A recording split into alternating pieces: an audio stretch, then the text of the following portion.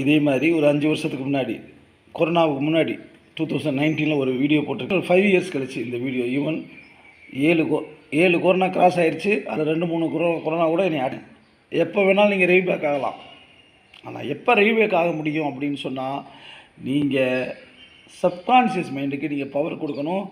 S, you are powerful.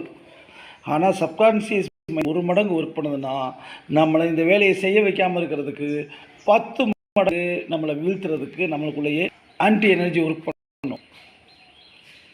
Gate keeper மாதிரி அவனை தாண்டி உள்ளே போனீங்கன்னா உள்ள முதலாளி இருப்பார். அவர் தான் சப்கான்ஷியஸ் மைண்ட். அவர் நீங்கள் என்ன சொன்னாலும் கேட்பார். நீங்கள் எதையும் சாமிக்கலாம்.